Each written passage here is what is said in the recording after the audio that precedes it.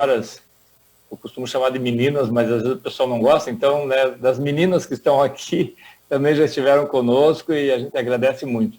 Vamos começar? Beleza? Então vamos lá.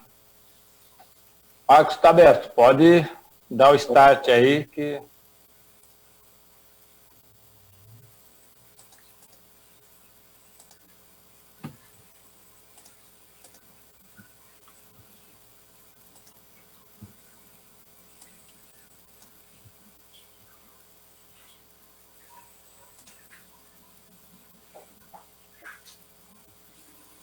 Pode ficar à vontade, deputado.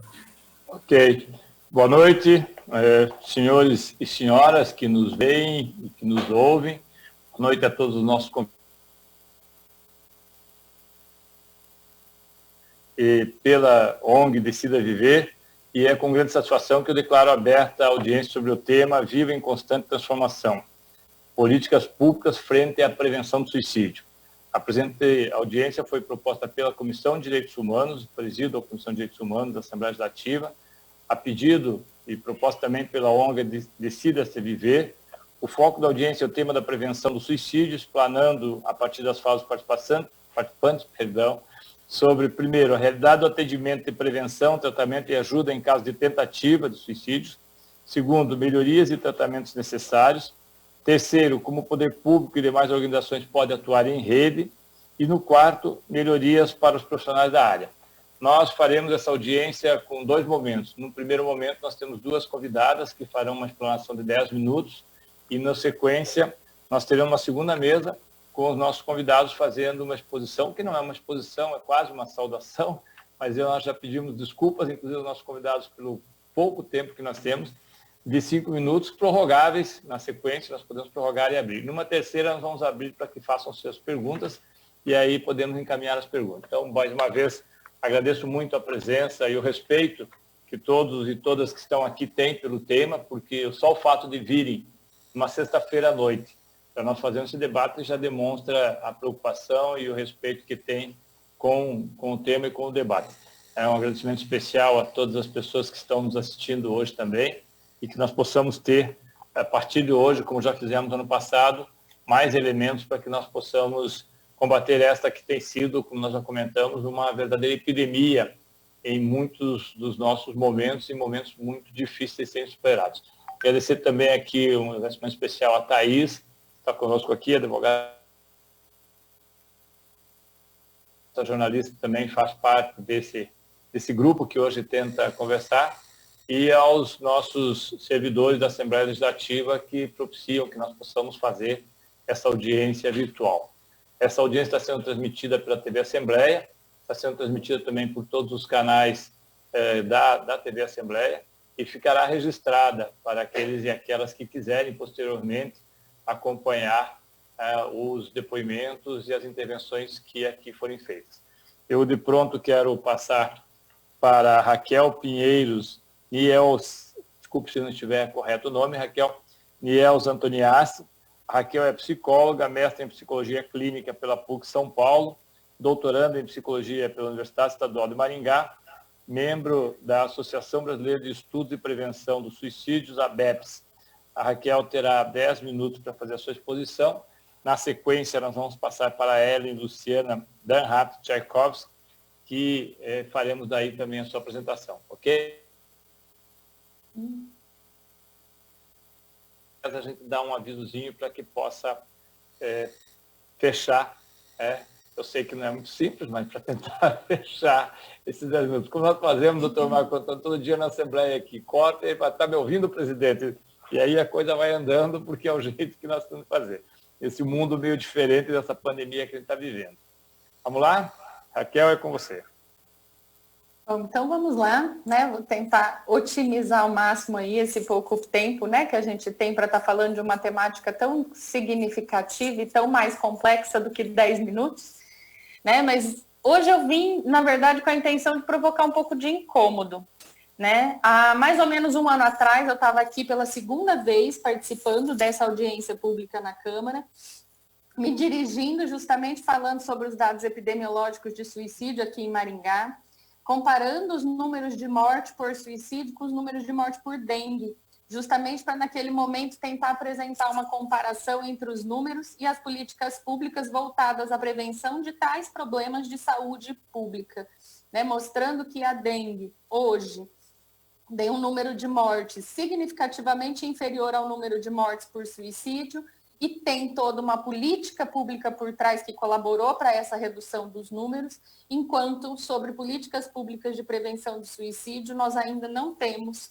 nós ainda não construímos, nós ainda estamos engatinhando, se é que podemos dizer isso, então a gente só tem os números aumentando em vez de a gente ter esses números diminuindo. Há mais ou menos um ano atrás, quando eu estava aqui de novo falando sobre isso, eu me lembro de sair daquela audiência repetindo para mim mesma que o resultado daquele momento tinha sido, para mim, a comprovação de que ainda temos muito que desconstruir antes de começar realmente a construir possibilidades de atenção e de cuidado a esse fenômeno do suicídio.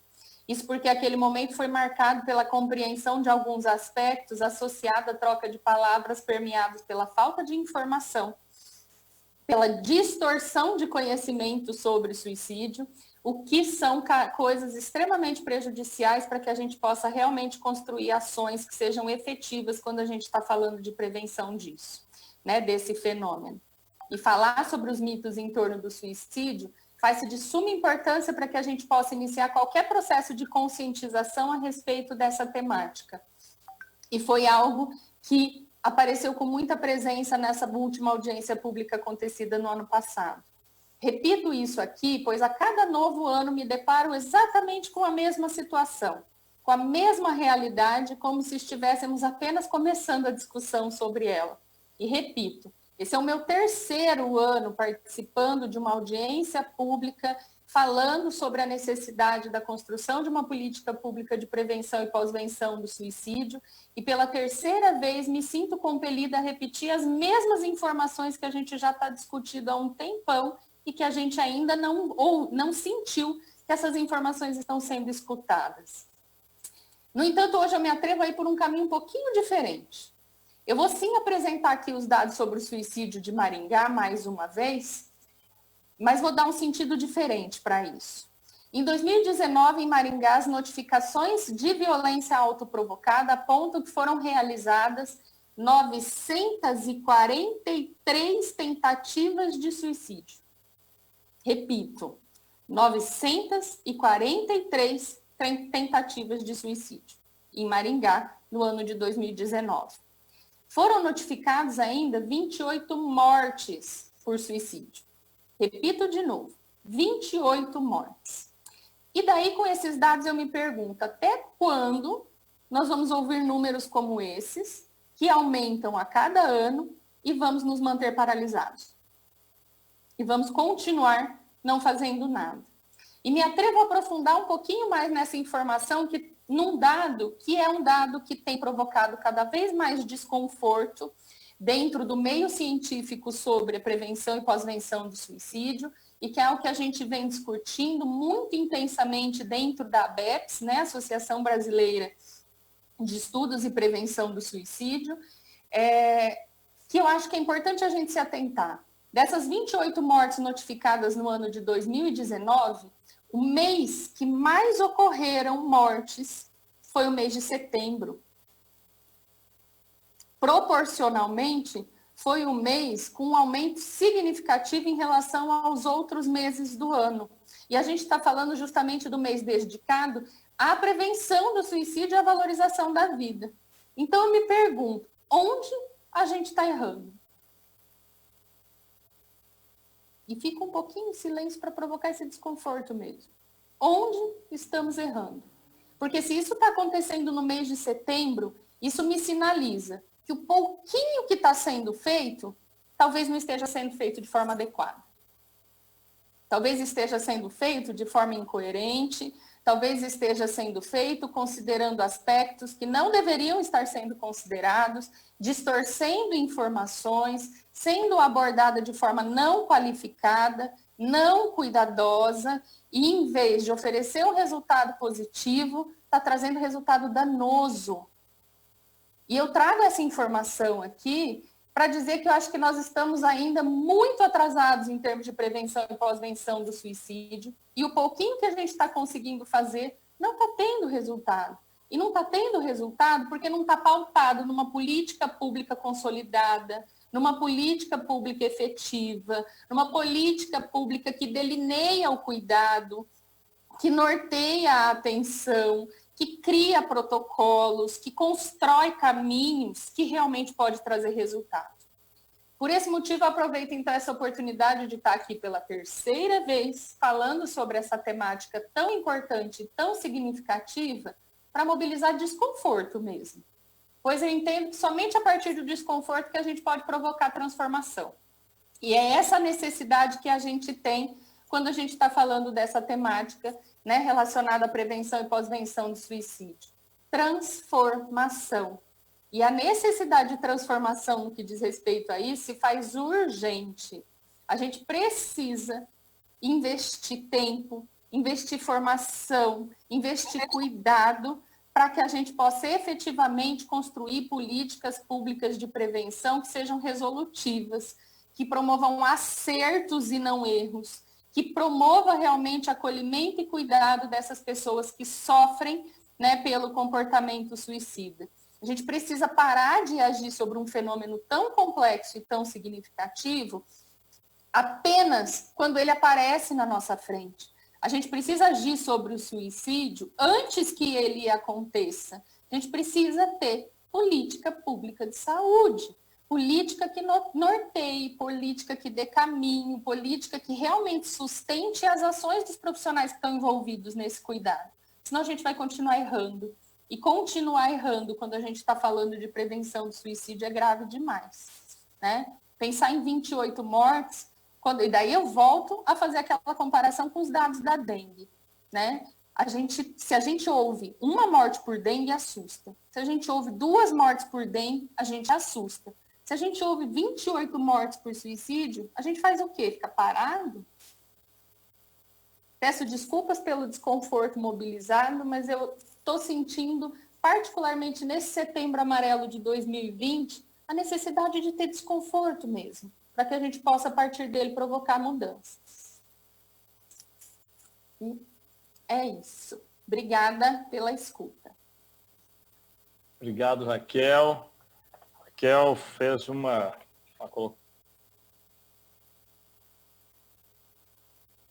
coisa do jeito que nós estamos fazendo e tendo os resultados que nós temos. Acho que é por isso que nós fazemos essa audiência, né, Raquel? Para que nós possamos coletivamente encontrarmos melhores condições de fazer a prevenção.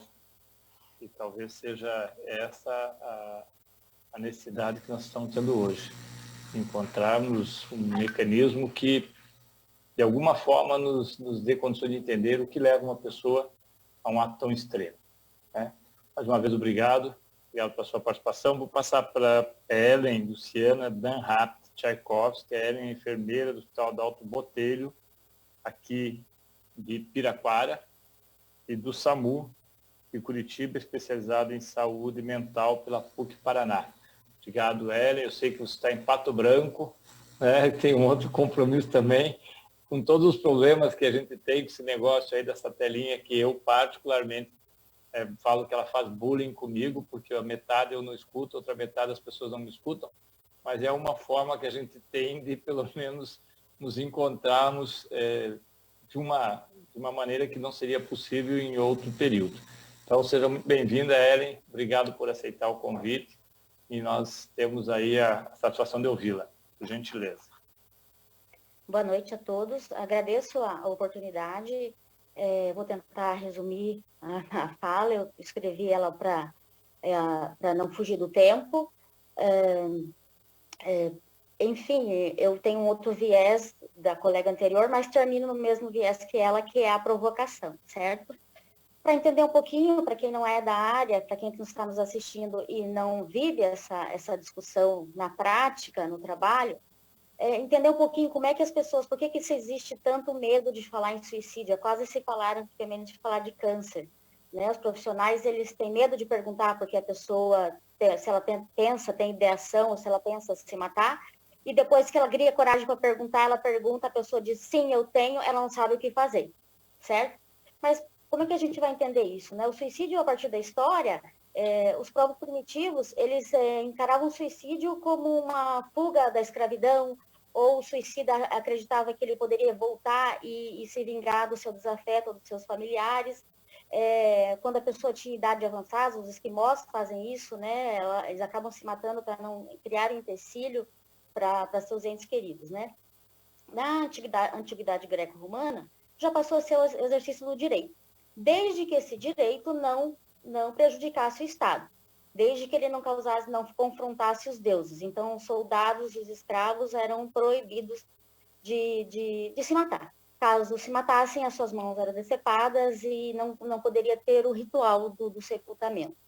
Então, passa-se a ter duas vieses do suicídio. Uma do poder do Estado, que é o poder econômico, e a outra o poder religioso, né? Começa a entrar a questão religiosa na interpretação do suicídio. Os bens das pessoas que cometiam suicídio eram confiscados ao poder do Estado, certo? Com a Idade Média, passou a ser possessão demoníaca. Como a história da doença mental também vem, né, nesse trajeto.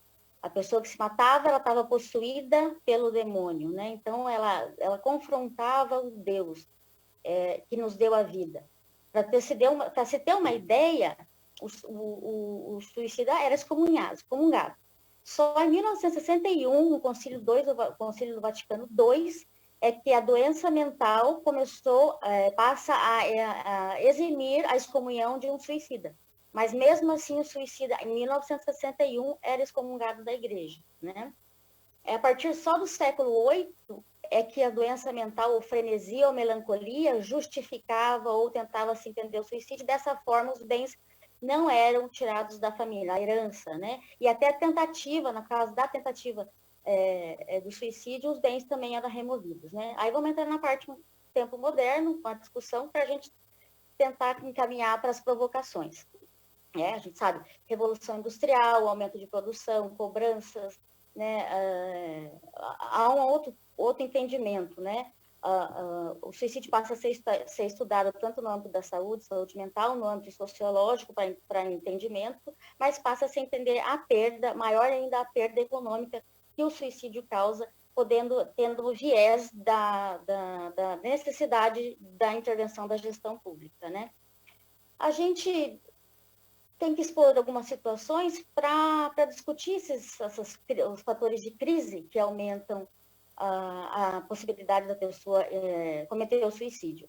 As crises na nossa vida, elas são esperadas, são processos de mudança, adolescência, velhice, mas também pode haver crises que não são esperadas no desenvolvimento humano, como divórcio, uma perda afetiva, uma perda de vida, né? E, enfim, isso acaba aumentando o risco. A gente também tem que, como a colega anterior falou, em políticas públicas, né? Como vamos discutir o bullying? Como é que ele pode ser trabalhado na escola, certo? A gente sabe que muitas pessoas que cometem suicídio ou que são depressivas, elas sofrem algum tipo de privação na infância, elas sofrem algum tipo de abuso na infância, e que o melhor meio de se detectar isso seriam as escolas, né? E como abordar a política pública em escola que faça essa prevenção, essa intervenção, certo? Atualmente as pessoas passam a ter baixo limiar da frustração. Já começa que qualquer crise que enfrente já não tem elementos psíquicos, já não tem recursos pessoais ou sociais para enfrentamento de perda.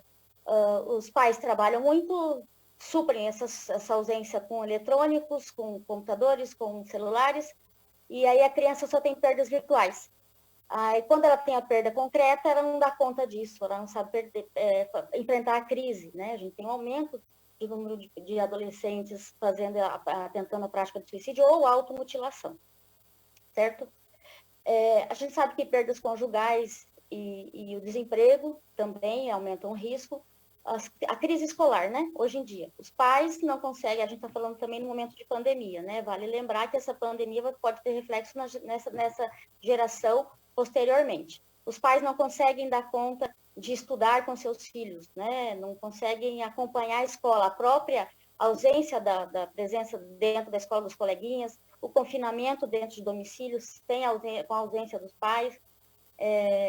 gera uma dificuldade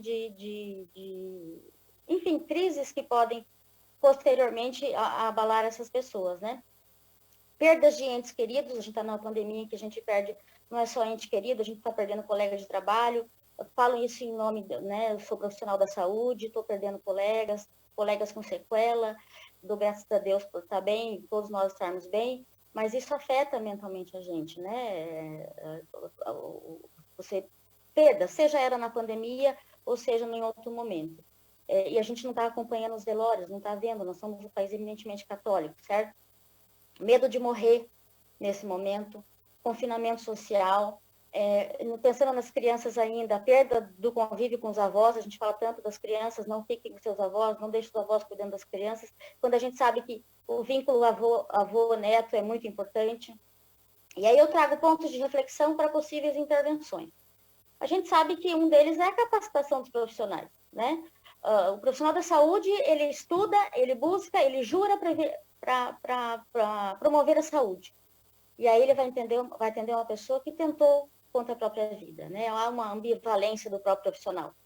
Mas eu penso que as UBSs, né, falando dos pontos de atenção, teriam um grande impacto, porque a gente sabe que conversando, tanto é que as ONGs, a CVV, a gente sabe que a conversa, a escuta qualificada no momento de crise, no momento de a pessoa estar pensando, ajuda muito e pode gerar um melhor encaminhamento. Mas quando eu penso em capacitação, eu não penso em capacitação dos gestores das unidades, dos gestores dos municípios. Quem atende essas pessoas, quem está na linha de frente delas, são os ACS, enfim, tem ou não tem ACS, mas são os técnicos de enfermagem. Eles que têm maior vínculo, permanecem por maior tempo, conhecem as pessoas do seu território. Pensando nisso também, talvez uma estratégia de fazer o programa como se fosse do hipertenso, do diabético. Você abre um prontuário, já tem o link lá pescando do risco dele, que ele é diabético ou hipertenso. A gente sabe muito sobre os riscos que elevam ao suicídio, né? Desemprego, idade avançada, divórcio. Será que isso não poderia ser um sinalizante para o profissional falar, olha, preciso dar uma olhada na saúde mental dessa pessoa, ele também precisa de um cuidado nesse âmbito, né?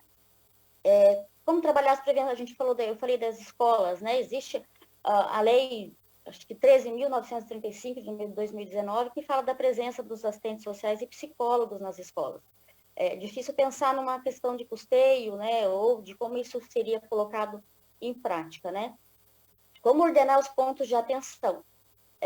O hospital psiquiátrico ele foi removido, ele não estava incluso na rede de atenção psiquiátrica, mas foi incluso recentemente, acho que 2 anos atrás, como ponto de atenção. Eu trabalho no hospital psiquiátrico e a gente recebe pessoas que tentaram e pensavam em suicídio e ficaram 15, 20 dias numa UPA aguardando vaga, né? Então, o que eu penso assim, que eu saliento a importância que esses serviços sejam de acesso facilitado, qualificado, ágil, com a interlocução com o território, que é o mais importante. A notificação é obrigatória até 24 horas. O que os municípios fazem? O que acontece depois que a notificação acontece? Para onde essa pessoa recebe a assistência, o cuidado? Além de outros, como Centro de Valorização da Vida, quais outras mídias, quais outros pontos de comunicação a pessoa poderia buscar o apoio? Sabemos as dificuldades de acesso, que a dificuldade de acesso aos meios de suicídio dificultam, então pensando em agrotóxico, a gente sabe que a maior parte é por enforcamento, tem um trabalho da UEM aqui do Maringá, de uma colega minha, que fala desses meios, e essas pessoas que usam agrotóxico fazem acompanhamento de saúde, elas têm que fazer acompanhamento de saúde, como é que funciona isso, como é que poderia funcionar, sabendo que aumenta o risco, e muitas pessoas aqui no Paraná, na região de Maringá, inclusive, fazem intoxicação por agrotóxicos. Como atuar com essas pessoas que também já são portadoras de transtorno mental, que elevam o risco. Os CAPs se tornaram a única porta de entrada, quando eu vejo que as UBSs devem ser. Porque a pessoa que às vezes não procura um CAPs, porque ela tem medo de ser taxada de, eu sou um doente, eu sou um pirado, eu sou um incapaz, porque a gente sabe o carimbo, o preconceito que existe das pessoas que conhecem alguém que tem algum tipo de sofrimento psíquico, né? Terminando, como Estado do Paraná se insere na Lei 13.819, que institui a Política Nacional de Prevenção de Automutilação e Suicídio, para corroborar com a colega anterior. Como o Paraná estabelece a sua política? Como que ele vai fazer isso, né? Obrigada. Obrigado. Muito legal, Ellen. Acho que levanta uma série de questionamentos, principalmente chama para nós todos a atenção, e eu só faço aqui mais uma vez referência, com relação às escolas. Nós vamos ter a oportunidade agora de ouvir a Caroline, que é psicóloga do Departamento de Saúde Mental da Secretaria de Saúde do Paraná, certamente se depara com esse tipo de questionamento todos os dias.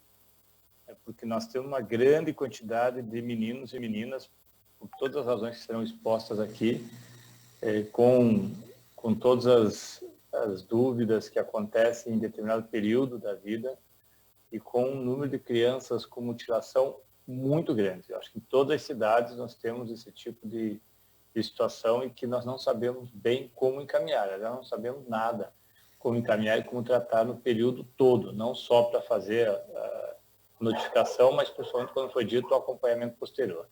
Eu vou passar aqui a Flávia Carolina Figel. Flávia, em torno de 5 minutos, mas a gente vai dando uma flexibilizada porque as nossas palestrantes estão sendo extremamente disciplinadas e sempre a gente vai ajeitando horário. 5 a 7 minutos, gostaria que a Flávia Carolina Figel fizesse a sua exposição. A Flávia é psicóloga do Departamento de Saúde Mental da Secretaria de Saúde do Estado do Paraná. Ok? Vamos lá? Obrigado, Flávia, por ter aceito nosso convite.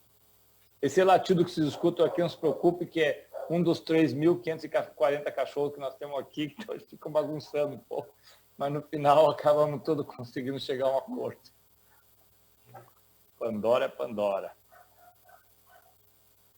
Boa noite, obrigada pelo convite. Queria cumprimentar todos que estão participando dessa audiência. Participo as colegas e parabenizo pela fala, tanto a Raquel quanto a Ellen, que já são nossas conhecidas, né, lá da Divisão de Saúde Mental. Esse tema é de grande importância, então, considerando que o suicídio é um grande problema de saúde pública, a gente pensar em desenvolver ações de prevenção e ter espaços como esse para discutir o tema é essencial, né, para que a gente possa cada vez mais pensar em como, de fato, prevenir o suicídio. No estado do Paraná, no ano de 2019, o número de suicídios foi de 927. Esses dados são preliminares, né, ainda podem sofrer alguma alteração, mas a faixa etária que mais morreu por suicídio no nosso estado foi a faixa etária de 20 a 29 anos. E quando a gente olha para os dados, a gente tem esses dados de 2019, que ainda podem sofrer alteração, mas a gente tem os dados que já estão fechados a partir de 2015. Em 2015, a gente teve 715 suicídios e em 2018, 915. Então, se a gente faz uma série histórica do número de suicídios no Paraná, a gente vê que desde 2015 a gente teve um aumento ano a ano. E eu acho que isso é bem importante para a gente pensar o quanto a gente precisa melhorar as nossas estratégias de prevenção, né? E pensar o quanto a gente ainda precisa caminhar na efetividade dessas ações. Enquanto Divisão de Saúde Mental da Secretaria de Saúde do Estado, a gente se preocupa muito com a questão da capacitação dos profissionais. Então, para que eles saibam, de fato, identificar esses casos de comportamento suicida e para que sejam capacitados para atender essa demanda. Então, em 2018, a gente desenvolveu um curso de prevenção do suicídio totalmente à distância.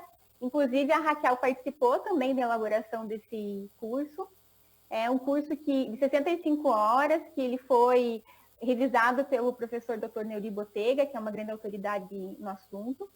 E a gente desenvolveu esse curso justamente pensando na importância da capacitação dos profissionais e considerando um grande problema que a gente tem na saúde pública, que é a grande rotatividade de profissionais em algumas regiões, né, do Brasil, e do Paraná não é diferente. Então, a gente sabe que às vezes a gente realiza capacitações que são presenciais E aí a gente tem essa rotatividade de profissionais e isso acaba dificultando muito quando a gente tem novos profissionais que não se apropriaram do tema, né? Então, a gente fez esse curso totalmente à distância, onde a gente aborda a identificação do comportamento suicida, a conceituação, os sinais de alerta, fatores de risco, fatores de proteção e o manejo dos comportamentos suicidas. E aí, o público-alvo desse curso não é só os profissionais de saúde, mas os profissionais de toda a rede. Então, a gente desenvolveu aulas específicas para os profissionais da educação, da assistência social. Também a gente tem uma aula específica para a população indígena, que a gente sabe que tem taxas altas de suicídio no Brasil, no mundo e no Paraná também. Então, esse curso ele acaba sendo uma estratégia bem importante quando a gente pensa nessa capacitação dos profissionais. E atualmente a gente tem quase 19 mil alunos realizando esse curso. A gente também, nesse ano especificamente, enquanto divisão de saúde mental, a gente elaborou e publicou 2 informações técnicas com relação à prevenção do suicídio. Uma específica com relação ao Setembro Amarelo durante o período de pandemia, sabendo que esse é um momento em que as pessoas estão especialmente vulnerabilizadas, né, por diversas situações que nós sabemos. E também uma informação técnica que fala a respeito das ações, uma orientação para a realização das ações de prevenção do suicídio. Eu acho que a Raquel destacou muito bem essa questão do aumento, né? Nesse caso ela sinalizou sobre o aumento durante o mês de setembro em Maringá, do número de suicídios, e eu acho que é algo que a gente, enquanto divisão, também tem se preocupado muito em avaliar a qualidade dessas ações que estão sendo desenvolvidas com relação à prevenção do suicídio. No início, a gente sempre apoiou e fomentou que fossem desenvolvidas ações, juntamente com as nossas regionais de saúde, que desenvolvem, que auxiliam os municípios para que desenvolvam ações, né?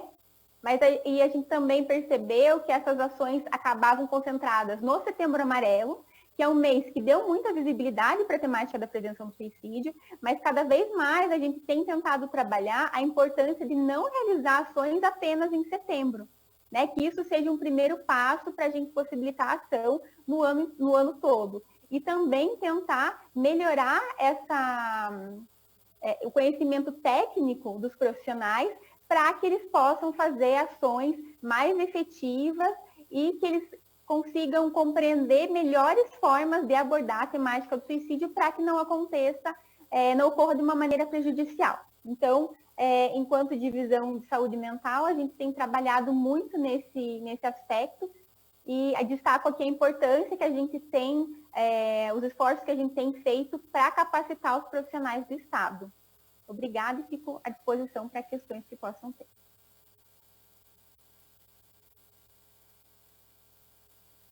Obrigado, agradeço a sua intervenção, Flávia. As pessoas aqui são extremamente disciplinadas, doutor Marco Antônio, muito mais do que os deputados. Eu acho que os deputados saíram assistir as meninas e os meninos falando aqui, que não fariam tanto estrago lá dentro. Passar o doutor Marco Antônio Teixeira, obrigado por ter aceitado nosso convite, Procurador de Justiça do Estado do Paraná. O senhor está hoje, acredito que na Procuradoria de Saúde também. Já o conheço de outras iniciativas. Eu, mais uma vez, agradeço a presença. Passo a palavra para o senhor fazer a sua intervenção. Bem, boa noite. Eu agradeço muito o convite para aqui estar. Eu faço na sua presença, o deputado Tadeu, e nesse ponto também agradeço à Casa pela organização dessa audiência. Cumprimento todos os colegas de mesa e também cumprimento todas as pessoas que estão participando à distância. Bem, falar de saúde mental e pensar saúde mental como Ministério Público sempre tem um viés um pouco diferente. De qualquer forma, eu serei o mais breve possível. A questão de saúde mental e nela o suicídio, né, é uma epidemia subterrânea. Ela não é vista, ela não é quantificada e ela existe e é tão importante quanto aqui estamos enfrentando, não de forma subterrânea, mas de forma aberta, que é a Covid. Se nós tivermos um rápido olhar no contexto epidemiológico internacional, nós vamos perceber, e vários estudos indicam isso, que numa epidemia como essa que estamos a sofrer, passamos por outras, uma das mais recentes foi da H1N1, o número de pessoas que apresentam sua saúde mental afetada costuma ser superior ao número de pessoas acometidas pela doença epidêmica. E a doença mental pode durar mais tempo, inclusive, que a própria epidemia. Isso foi muito demonstrado, bem demonstrado, com relação à epidemia de ebola. Ou seja, nós temos um número superior de pessoas acometidas, né, em relação à doença de base epidêmica pela doença mental. Há uma fala do diretor-geral da ONU em que ele diz, já com toda a clareza, percebendo-se esse enorme bolsão de moléstias mentais que está subjacente à Covid, e ele diz assim, que a saúde mental e o bem-estar das sociedades inteiras, né, foram severamente afetados por essa crise. Isso é uma prioridade a ser tratada com urgência. E nós precisamos entender no Brasil que temos essa prioridade. E temos essa prioridade porque nós não sabemos, em primeiro lugar, né, o aumento, qual é o valor quantitativo de pessoas e onde elas se encontram, mas que estão afetadas pelo aumento da depressão, do isolamento, da violência doméstica, do estresse social, do desemprego, da síndrome de burnout, do uso de substâncias. Não se sabe, né, quanto isso afetará as taxas de suicídio e de adoecimento mental de uma forma geral. Mas o que se sabe com certeza é que haverá uma sobrecarga substancial na rede de saúde, que já era insuficiente se nós pensarmos, digamos, em janeiro desse ano, que era a antessala do aparecimento da Covid no Brasil. Já era uma rede de assistência, desde a atenção primária até a atenção terciária, era uma rede suficiente. Essa rede será muito tensionada por esse acúmulo de pessoas que vem adoecendo nos últimos 6 meses e que continuará crescentemente a adoecer, tendo em vista que não teremos imunização ou um remédio eficaz contra a doença em tão pouco tempo. Então, esse é um dado dramático que tem que fazer não apenas as instituições de saúde, mas todas as outras, entre elas o MP, que se congregam nesse esforço de se organizarem. Temos que pensar isso e temos que ter caminhos. Ainda pensando de uma forma, olhando um pouco para fora do Brasil, os governos da Europa, no que dizem os últimos estudos a respeito, especificamente da questão de suicídio e de saúde mental, não definiram com clareza o que fazer. O que eles têm algumas certezas, mas não como administrar, como geri-las. Primeiro, no hemisfério norte, os custos elevados da rede de atenção psicossocial são muito insuficientes à demanda que se pretende. 2 estudos foram dirigidos nesse sentido, um no Reino Unido e outro no Japão. Esses 2 estudos dão esse contexto do que eu estou a dizer. Não foi um estudo feito em toda a comunidade europeia. Então, eles já sabem que haverá custos que não poderão ser suportados pela sobrecarga de doentes. Depois, eles têm consciência, a gente tem que pensar lá e fazer a comparação com o Brasil. Eles têm consciência que o número reduzido de profissionais e de instituições vai fazer com que eles tenham que tomar outras opções para suprir essa deficiência de profissionais e instituições. E pensam, em alguns momentos, algumas linhas que se diz muito precocemente ainda, em tratamento domiciliar. E tratar as pessoas dentro das casas. Para quem tiver casa, no Brasil isso já é um outro problema, mas para quem tiver casas, porque é mais barato e é onde se pode fazer algum tipo de atendimento. Uma experiência feita no Japão revelou que 20% dos cuidadores, portanto, tratamento domiciliar, 20% dos cuidadores tiveram episódios de agressão e de homicídio em relação às pessoas cuidadas. Então, isso é um problema sério. No Brasil, nós temos um subsistema de atendimento e internação domiciliar já previsto na Lei Orgânica da Saúde.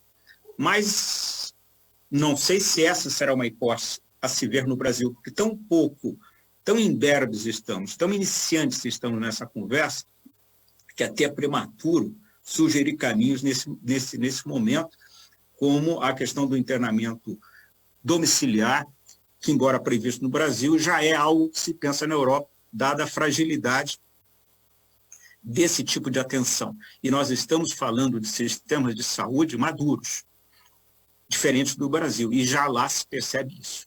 A questão, e agora, correndo um pouquinho para tentar fechar o tempo no horário previsto, a questão do Setembro Amarelo, a campanha de prevenção ao suicídio.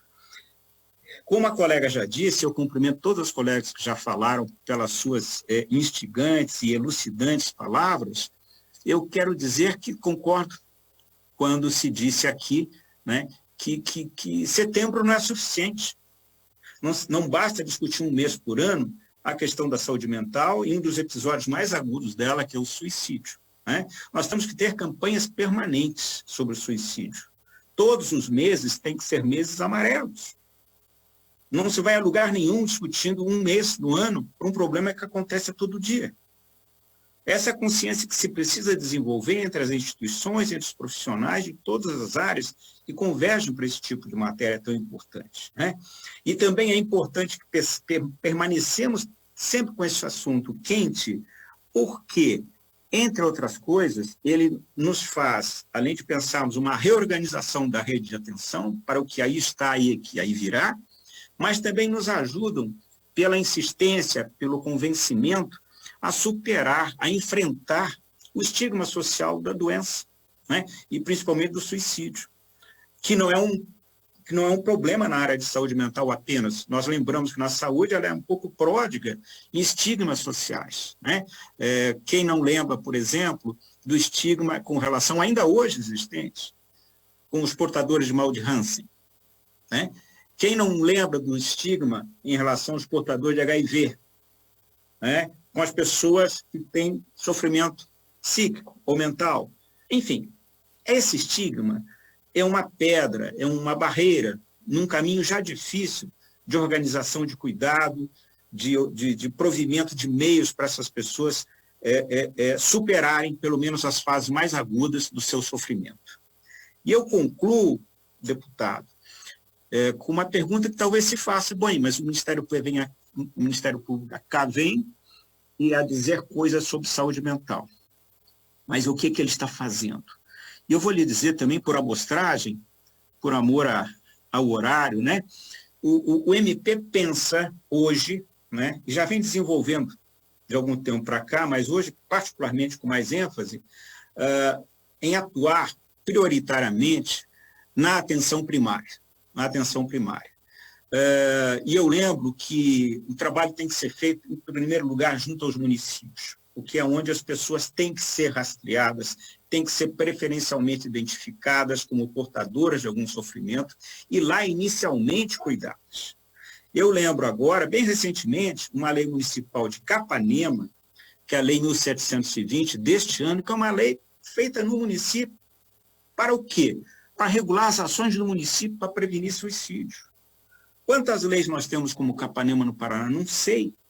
Mas o exemplo de Capanema que me veio ao conhecimento foi extremamente promissor.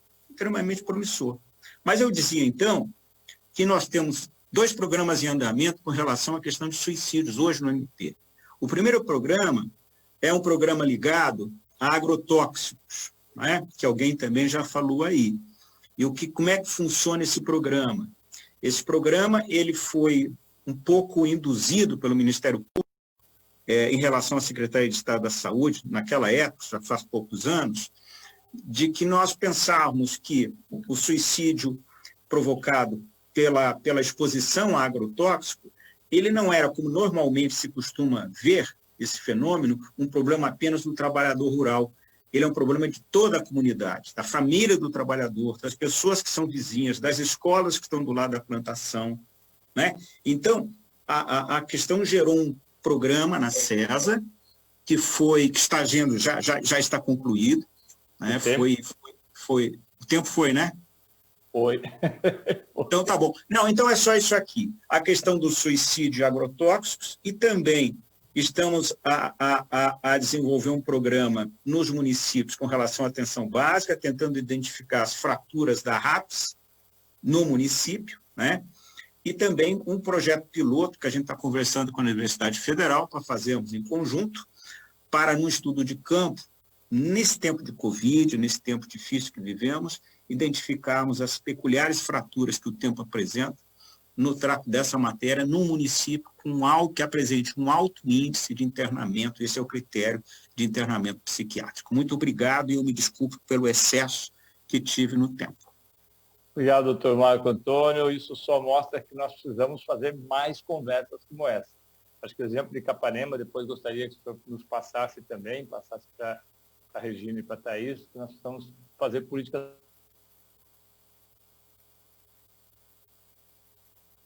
Agradeço mais uma vez a sua intervenção.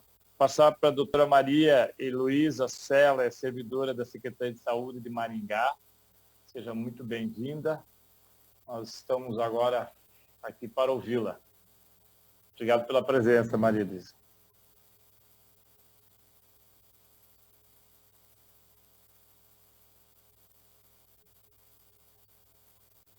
Por gentileza.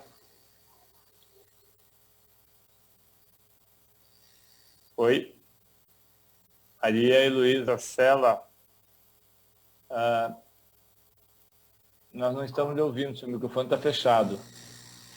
Tem que abrir o seu microfone. Cadê? Estão me ouvindo? Ok, obrigado. Deu um probleminha aqui. Boa noite a todos. Desculpe não, que assim na Assembleia todos os dias. Está me ouvindo, presidente? É o que eu mais ouço lá. Boa noite a todos. Gostaria de agradecer, né, pelo convite.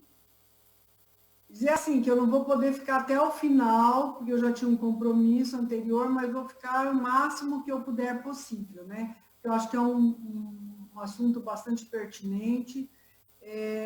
Estamos em constante, é um constante desafio para nós todos da saúde, falar sobre o suicídio, né? Realizar ações, né, que sejam efetivas, mais eficazes, né? E a Raquel falou uma coisa, a Raquel, né, trabalha com a gente, a Regina, né, Regina? E eu gostaria até de colocar, a Raquel fez uma provocação bastante pertinente. Onde estamos errando, né, Raquel? Porque assim, né, talvez em políticas públicas mais eficazes, o que nós precisamos realmente fazer para que a gente consiga efetivar mais essas ações, né, junto aos serviços de saúde pública, nessa construção, né, do nosso trabalho, realmente, né?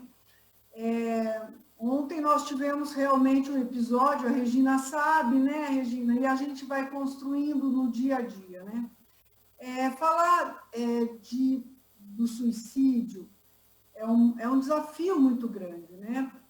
Eu vou falar um pouquinho da nossa rede de atenção psicossocial em Maringá, que nós temos 34 unidades básicas de saúde, e nessas 34 unidades nós temos psicólogos em todas as unidades. Mas nós deveríamos ter todos os profissionais que fizessem esse acolhimento a essas pessoas. Nós tivemos em 2016, se não me engano, Raquel, a capacitação onde a Raquel, que estava à frente, de todos os profissionais da atenção básica em Maringá, para o ACS saber identificar, para a zeladora, qualquer pessoa da unidade básica de saúde. Mas o que nós percebemos ainda hoje, a dificuldade de lidar com essa situação. Me parece que as pessoas, que os profissionais têm um pouco de medo. O que eu vou fazer? E se essa pessoa falar para mim que eu tenho uma ideação suicida, o que eu vou fazer com essa informação? Como lidar com isso, né? Então, a gente percebe que precisamos realmente efetivar mais essas ações, essas capacitações junto aos profissionais de saúde, para que a gente possa identificar mais, e junto até os familiares, né? Quantas pessoas não conseguem identificar, né, que seu ente querido que está lá na sua casa está com um sofrimento muito grande, com uma dor muito grande, que não consegue lidar com isso. Então, nós precisamos realmente, acho que, efetivar essas ações. A Ellen falou que a porta de entrada deveria ser na atenção básica, concordo com isso, deve ser, porque o ACS, a unidade é onde as pessoas procuram, né, pelo serviço. Quando chega a um CAPS, a uma emergência psiquiátrica, é porque ele já já teve essa tentativa do suicídio. Então, a gente precisa realmente realizar ações de prevenção, né? Quando o doutor Marco Antônio fala, né, da pandemia, nós estamos com um plantão psicológico em Maringá, onde nós tivemos mais de 3.500 atendimentos até agora, muitos desses com agravamento, com uma ideação suicida, uma tentativa de suicídio, onde tivemos que buscar o SAMU realmente. Então, assim, dentro desse acolhimento psicológico, nós tivemos que direcionar ações para que essa pessoa não cometesse um ato, né, maior de suicídio.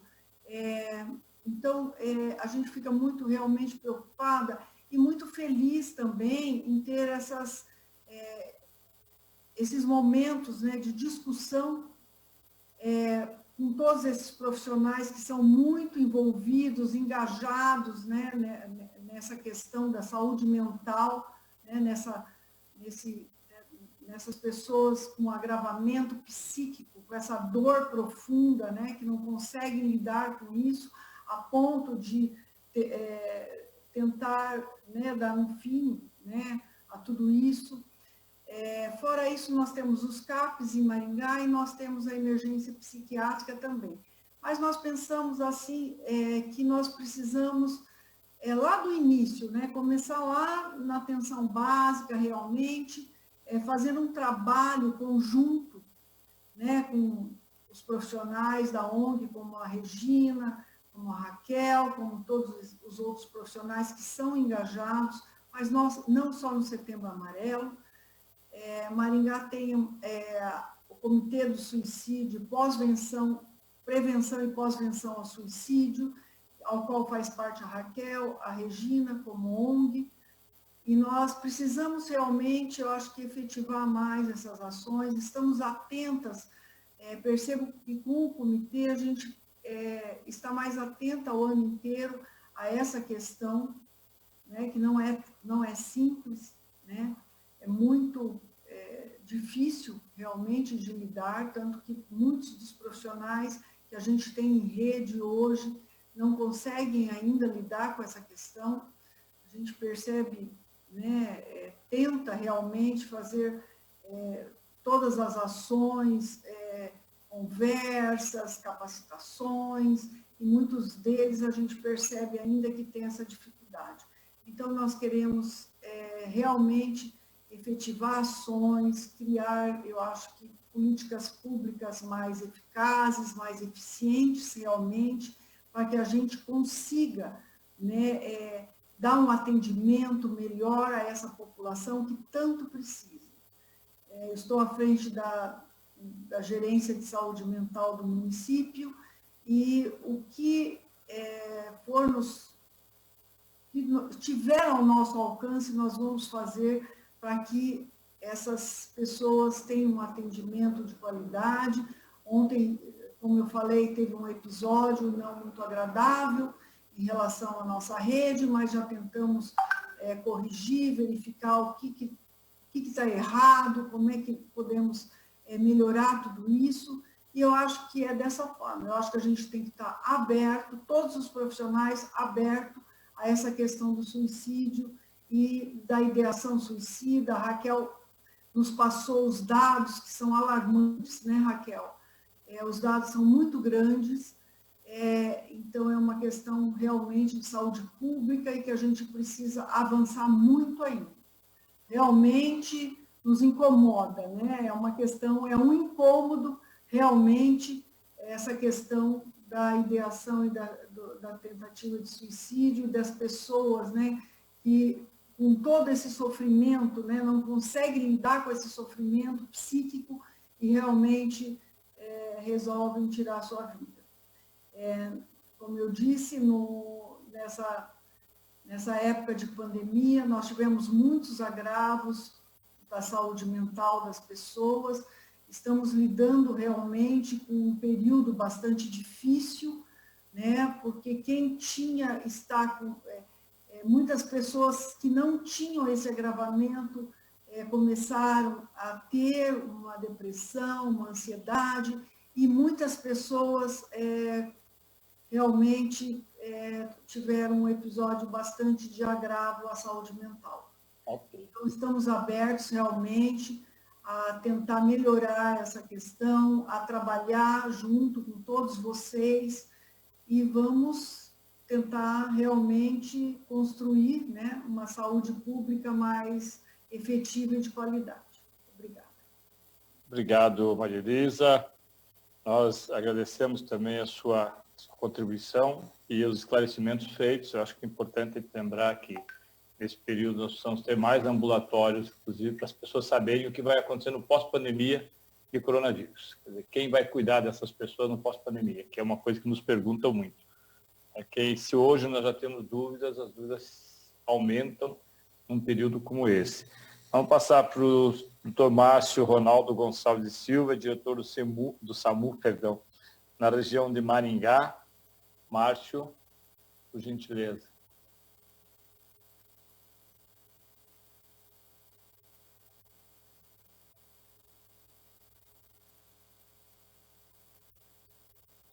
Está arrumando seu equipamento. Oi. Eu acredito que ele não está, Tadeu. Seria o Pedro Sec. Vamos então passar para o Pedro Sic. Pedro Sic é do 5º Grupamento de Bombeiros, tenente do 5º Grupamento de Bombeiros de Maringá. Obrigado pela presença, obrigado por ter aceito nosso convite, e o senhor está com a palavra, por gentileza. Boa noite a todos, primeiramente. Sou o tenente Sec, aqui do 5º Grupamento de Bombeiros de Maringá. Eu queria trazer um pouco de uma visão diferente do que foi trazido até agora, que é a visão da saúde. Então, a gente, como bombeiro militar, a gente não atende e não encara a tentativa de suicídio ou o suicídio como um problema de saúde. A gente, como sendo advindo da segurança pública, a gente entende como um problema de segurança pública. Sem entrar em conceitos aí de salubridade pública e tudo mais, a gente pensa dessa maneira porque a partir do momento que o indivíduo atenta contra a sua própria vida, isso gera um problema para a própria vida dele, que é um bem inalienável, e também gera uma propagação desse mal para outras pessoas. Então, a partir disso, a gente tem essa visão um pouco diferenciada da saúde, mesmo porque aí a gente fica um pouco espremido entre a prevenção e a pós-venção, porque a gente está ali basicamente no atendimento. Então, entra a ocorrência ali para a gente e a gente tem que acabar tratando desse paciente no momento mais grave ali, né? Que ele está na parte da ambivalência, tentando trazer ele de volta dentro da decisão dele para ele se manter vivo. Então, uma visão um pouco diferente que a gente tem da saúde nesse sentido, em que o paciente ele tem que ter essa prevenção, essa pós-venção. O que a gente faz dentro do que a gente consegue fazer ele no serviço é trazer esse paciente para perto da gente. Mas aí eu entro na parte da saúde, que eu consigo enxergar que essa parte de prevenção e pós-venção fecha um ciclo, porque é muito comum, e existem dados que comprovam isso, né, que a pessoa que tem uma tentativa inicial e ela não é atendida de maneira correta, ela tenta de novo. Então, isso é um problema para a gente, que a gente acaba conseguindo atender essa pessoa, tirar ela do risco inicial dela ali, e ela vai para uma pós-venção que muitas vezes acaba não dando certo. E isso gera um problema de prevenção, porque essa pessoa vai tentar de novo. Então, acaba quebrando esse ciclo, né? Então, é isso que eu queria trazer, essa visão que o pessoal está falando bastante aí da saúde, né? Mas que a gente, como agente de segurança pública, a gente fica um pouco espremido aí. E não jogando isso para a saúde, né? Agora trazendo para a parte de segurança pública, a Polícia Militar, em 2011, com a diretriz 005, doutrinou o atendimento a essas ocorrências, que a gente chama de crises, que são os causadores de eventos críticos.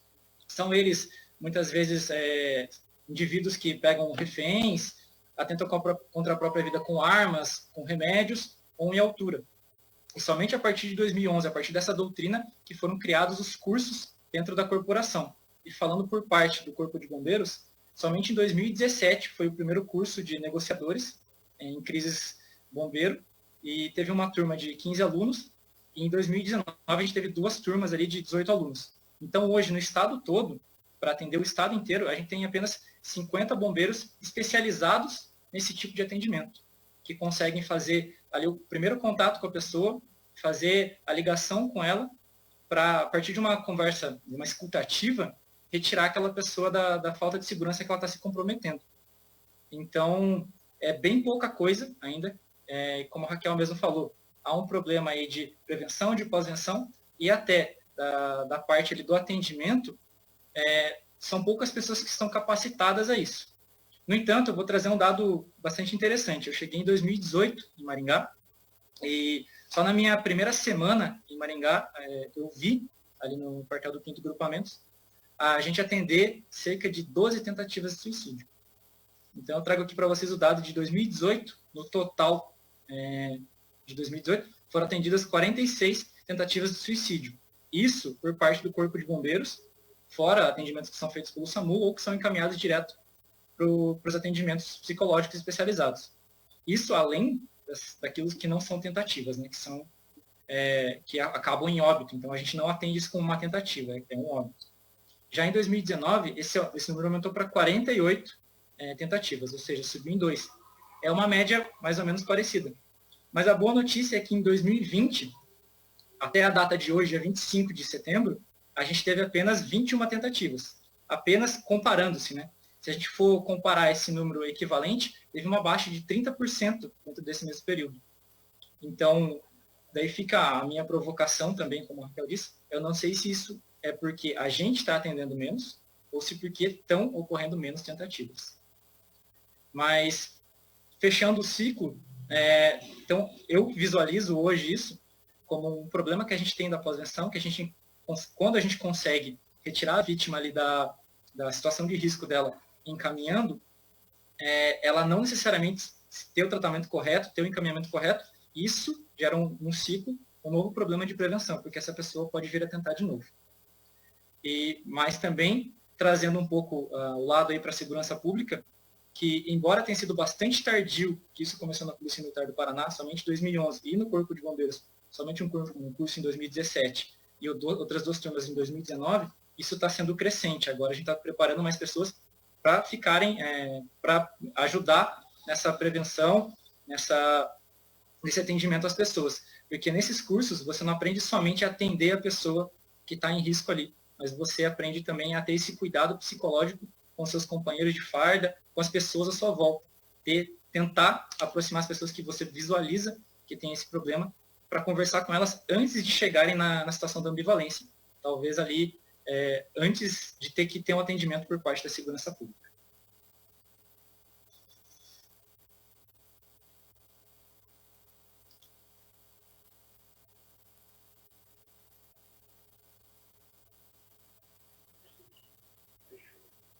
Ok. Ok, tenente, agradecemos a sua participação. O senhor tem 1 minuto para concluir, acho que não sei se o tenente concluiu. Gostaria que abrisse, porque cortou aqui. Pede para abrir, por favor. Não, eu concluí aqui, o fechamento era esse mesmo. Obrigado, é que aquele fica meio perdido, não sabe exatamente. Obrigado, tenente Pedro. Conosco ano passado. Agradeço mais uma vez a sua presença também aqui, a sua disponibilidade para fazer esse debate conosco.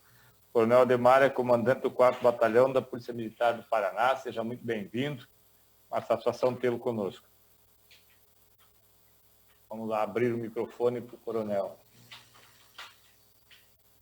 O senhor tem que, acho que, abrir o seu microfone, coronel. Aí. Boa noite a todos, boa noite, deputado.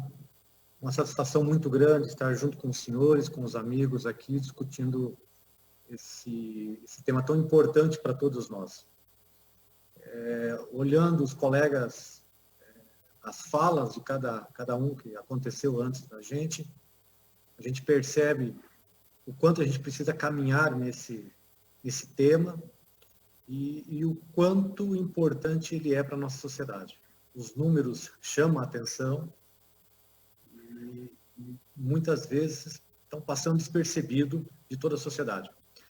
O nosso tenente do bombeiro, eu falo nosso tenente porque o Corpo de Bombeiro ele é da Polícia Militar, é uma instituição só. Ele trouxe para todos nós um protocolo de atendimento da instituição. Então, a instituição ela tem já um protocolo. Esse protocolo, é claro que sempre está sendo motivado, modificações, a gente sempre está buscando melhorar isso. Mas eu vou buscar um outro viés, um outro caminho aqui, em relação aos policiais. Então, veja só, a instituição também tem muita preocupação em relação ao seu homem, à sua mulher que está trabalhando. O nosso trabalho, ele é muito complexo, é mexer com gente em situação de crise. Nós estamos a todo momento em situações onde existe violências, onde existe crimes, onde o nosso policial está vendo a desgraça humana acontecer. Então, o nosso soldado, o nosso tenente, o nosso policial, ele tem longas jornadas de trabalho. Muitas vezes, dependendo do momento, ele acaba trabalhando 24 horas seguidas em virtude da atividade, da missão. As condições de trabalho do nosso soldado, ou do nosso policial, às vezes também não são ideais. Ele tem que trabalhar debaixo de um sol quente, à noite, de madrugada, ele tem que trabalhar debaixo de chuva, correndo risco de vida. Imagine ir para uma ocorrência onde a gente sabe que tem disparos de arma de fogo, onde a gente sabe que tem pessoas que possam ter um confronto armado.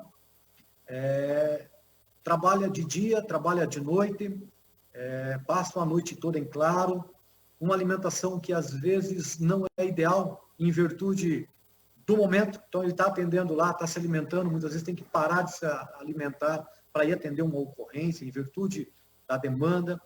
Os nossos policiais acabam se alimentando muito com lanches, com tudo mais. Tudo isso vai criando uma condição, uma qualidade de vida, vai criando uma ansiedade, crises, depressão no nosso soldado, de ver, de atender ocorrências, de atender esses dramas do dia a dia, e o resultado é que nossos policiais acabam, em determinado momento, ficando doentes também, né? Seja fisicamente, seja mentalmente. E aí o comando tem essa preocupação de dar esse atendimento, de como socorrer o nosso policial, de como buscar dar uma qualidade de vida melhor ao nosso policial, que está no dia a dia enfrentando todas essas dificuldades que eu acabei passando. Existem várias coisas que estão acontecendo, né? Várias iniciativas que estão acontecendo. Eu vou dizer aqui de Maringá. Aqui em Maringá, uma das dificuldades, já foi citada aqui pelas colegas, é a identificação daquela pessoa que está sofrendo, que está passando por aquela dificuldade. Como identificar? Nós estamos buscando os profissionais, nós não conhecemos, não temos a técnica, não temos o conhecimento necessário para isso. E estamos buscando, através dos profissionais, pessoas que possam nos ensinar a identificar o policial que, de repente, está nesse momento de angústia, de depressão, de sofrimento, para que a gente possa estar ali junto, ajudando, vendo o que a gente pode fazer e fazendo os encaminhamentos para as pessoas, para os profissionais que possam estar atendendo da melhor forma possível.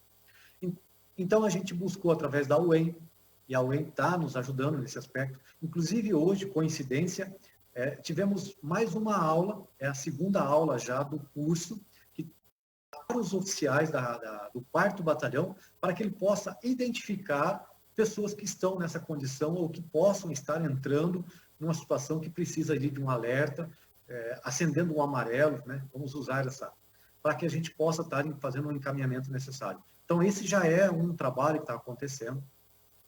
Nós temos um psicólogo aqui, um soldado formado, devidamente qualificado, que atende os nossos policiais, tanto em situação de confronto armado, que daí eles passam por ele para fazer uma avaliação de como está, mas também no dia a dia, no atendimento, na identificação, em um trabalho.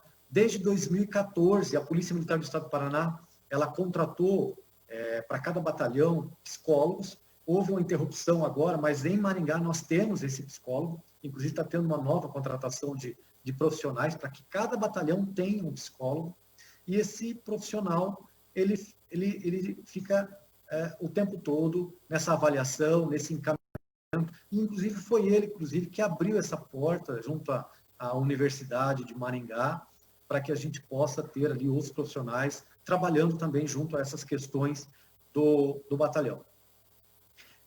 E outras universidades, a Unicesumar, ela também está nesse processo, nos ajudando e trabalhando. E um outro item que a gente começou já o ano passado e que está tendo um resultado bastante interessante, buscando essa qualidade de vida, buscando essa clareza mental, buscando reduzir a insônia, esse sofrimento que muitas vezes cabe em virtude desse trabalho complexo que nós temos, foi um trabalho junto a uma instituição para que a gente pudesse desenvolver a tal da meditação junto aos nossos policiais. Eu tenho até um trabalho que foi feito aqui de Maringá, um artigo, um trabalho de conclusão de curso, de mestrado, onde fez o levantamento em cima dos policiais que estavam participando dessa meditação, e nós temos resultados bastante interessantes, deputado. A meditação, assim, só para citar, é algo simples, é uma meditação que busca ali trazer um pouco de consciência, de tranquilidade. A gente percebeu que nossos policiais sofriam muito de insônia, né? Muitos com angústia, com depressão, e daí foi feito todo um trabalho com essa meditação. Quais são os resultados que nós conseguimos, que a gente conseguiu levantar através desse trabalho que foi feito por um capitão, que é o nosso capitão Carlos, aqui de Maringá, que ele fez? Então, primeiro, nós tivemos aí um efetivo que foi destinado para fazer a meditação. Esse efetivo passou pelo curso de formação, esse curso de meditação, e na sequência, a gente começou a depois fazer a pesquisa. Então, veja só, redução de ansiedade. Nessa pesquisa, esse trabalho de conclusão do mestrado do capitão, a gente teve aí na faixa de quase 70% testemunho por parte dos policiais que houve uma redução na ansiedade, no dia a dia, naquela sentimento que ele tinha. Questão de sono. 60% dos policiais disseram que tiveram uma melhora na condição de sono deles, né? Redução ali, naquele tempo para conseguir pegar realmente no sono e um sono melhor. Na questão, eu estou olhando aqui, de estresse, foram 72% dos policiais também disseram que houve ali uma redução de estresse em relação à prática da meditação na sequência. E um outro detalhe interessante, foi feita uma pergunta para aqueles que estavam praticando meditação, se as pessoas no seu entorno teriam percebido alguma mudança. E o que a gente percebeu? Que 50% das pessoas que estavam praticando meditação disseram também que o entorno, a esposa, os filhos, os amigos, perceberam mudança na atitude, mais clareza, mais tranquilidade, mais coerência na hora que estava ali se pautando com as pessoas nas relações interpessoais. Então, assim, nós temos vários trabalhos sendo feitos aqui. Um deles é, como eu disse, junto com a universidade. O outro trabalho é o nosso psicólogo efetivamente trabalhando, um profissional, e ele trabalha exatamente na identificação, no encaminhamento de pessoas que estão sofrendo e tentando evitar aí o suicídio. E também dentro desse processo a gente colocou a meditação. É claro, meditação gera, como foi dito pela segunda colega, que eu não me lembro o nome dela, a questões de preconceito, os policiais têm muito isso ainda, e nós estamos trabalhando, então muitos policiais não aceitaram participar, e é algo voluntário, né? Mas a gente percebe que aqueles que estão participando, aqueles que estão efetivamente praticando a meditação, aqueles que estão buscando o apoio, aqueles que nós estamos conseguindo identificar, a gente consegue progredir nesse processo. Então, estamos à disposição, aberto a perguntas, a alguma situação, e muito obrigado. Obrigado, coronel. Acho que é muito importante essa experiência. Eu não sei se ela é possível de ser publicizada, disponibilizada. Se for possível ser disponibilizada, nós, na sequência, nós gostaríamos, na Comissão de Direitos Humanos, de termos, nós vamos abrir depois para perguntas, já há duas perguntas aqui para o senhor e para os psicólogos também. Na sequência, nós vamos abrir. Eu acho que é uma alternativa que está se criando, né, uma possibilidade de nós termos aquilo que foi dito tanto aqui, saídas e prevenções que não nos levem necessariamente a ter uma situação como essa cada vez mais agravada. Passar para a Regina Aparecida de Paula. A Regina é professora, assessora parlamentar e presidente da ONG Decida Viver. Regina Aparecida de Paula, já está com a palavra. Boa noite a todos que estão nos ouvindo em tempo real. Boa noite àqueles que vão nos assistir, né, após essa gravação. Eu, cumprimentando o deputado Tadeu Venério, cumprimento todos aqui que estão presentes. Eu quero agradecer à Comissão de Direitos Humanos por ter atendido um pedido da direção da ONG Decida Viver para a realização desse evento. Ao deputado Tadeu Venério, presidente dessa comissão, que não mede esforços para a proteção à vida. Agradecemos especialmente a Thaís, que é advogada da comissão, e agradecendo a ela, eu estendo todos os agradecimentos à assessoria do deputado, aos funcionários da Assembleia Legislativa, à direção da ONG Decida Viver, bem como todos os nossos voluntários, que hoje nós estamos com mais de 200. Nós entendemos a vida como um direito em sua plenitude. Em nossa Constituição, no artigo 5º, está prevista a garantia desse direito. Dessa forma, nós da ONG Decida Viver não poderíamos deixar de lutar pelo direito de viver. Como o deputado já disse, eu sou Regina, eu sou da rede municipal aqui de Maringá, mas eu estou licenciada da Prefeitura e sou nomeada pela Assembleia Legislativa e tenho a honra de trabalhar com esse deputado.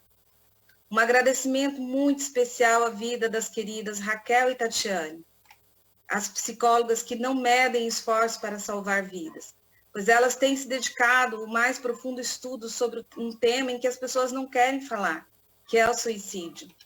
Agradecendo a elas, eu agradeço a todos os profissionais e trabalhadores da saúde, bem como aqueles que trabalham no manejo de pessoas com lesões ou que provocaram suicídio, ou até mesmo aqueles que já efetivaram o seu suicídio. Talvez eu serei repetitiva, mas algumas pessoas que estão me vendo e me ouvindo hoje não sabem da história. Mas a minha motivação por ter essa ONG, por estar na presidência dessa ONG, e que trabalha com a prevenção e pós-venção ao suicídio, foi porque em 2017 perdi um filho por suicídio.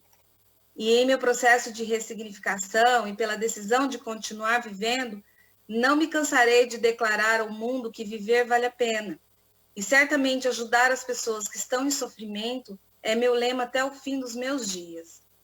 Mas eu preciso declarar também a vocês e aqueles que me ouvem que sozinha não sou nada e a ONG Decida Viver não existiria, pois para ajudar as pessoas nós precisamos de uma rede de apoio. E nós sentimos isso ontem à noite. E assim, agradeço a todo um exército de pessoas que têm ajudado a transformar o meu luto, o da minha família, dos meus amigos, em uma bandeira de luta. Hoje nós somos mais de 200 voluntários, como eu já disse, desde psicólogos, psiquiatras, acolhedores, parceiros e voluntários. Mas podemos dizer que é possível. Obviamente, nós não somos, salvadores da humanidade, não estamos aqui para contribuir, mas estamos aqui para contribuir com uma sociedade menos doente.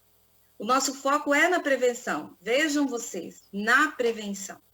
Mas trabalhamos com a promoção humana, ajudamos a pessoa a decidir pela vida. Em busca com os nossos acolhidos, o que eles viam de diferente em nosso atendimento? E a resposta foi quase que unânime. É confortante o acolhimento de vocês. E o que eu percebi na fala de todo mundo aqui, talvez eu não precisaria dizer nada, mais nada, porque eu fui contemplada muito pela fala da Raquel. Mas eu preciso dizer que o que nós queremos é a garantia dos gestores para que desenvolvam políticas públicas no campo da saúde mental, principalmente as pessoas que têm ideação suicida, porque os gestores não querem discutir isso, as pessoas não querem falar sobre essa temática. Desses nossos 2 anos e meio, já acolhemos mais de 300 pessoas. Sonhamos com a possibilidade de um acolhimento efetivo.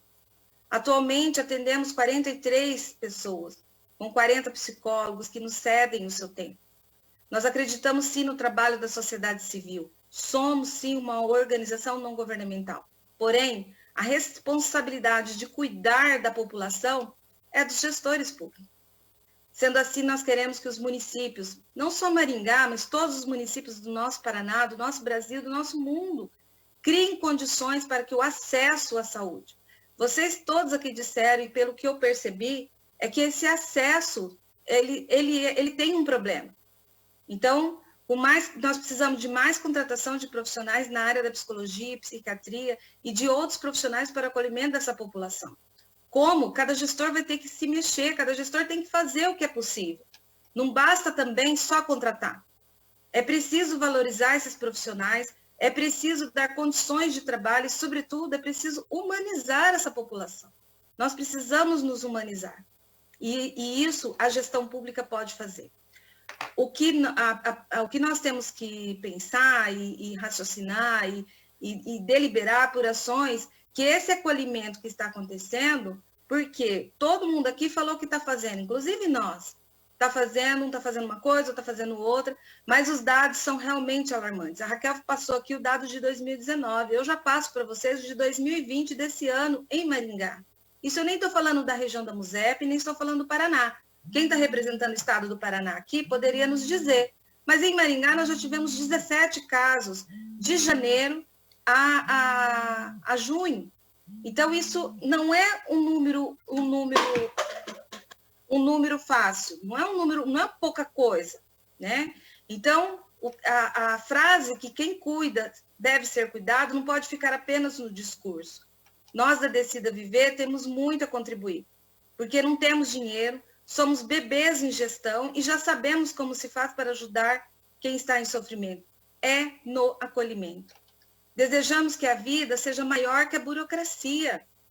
Eu sei, eu respeito que o público não tem que servir os amigos do rei, mas podemos ajudar no acolhimento. Quem deseja a morte não é para amanhã ou para daqui 40 dias, como chega gente para nós, que as unidades dizem que eles têm 40 dias, vai ter que esperar 40 dias. Quem está desejando a morte é para hoje, é agora. É interessante quando vamos pedir vagas no setor privado. Todos se dispõem. Não há uma recusa.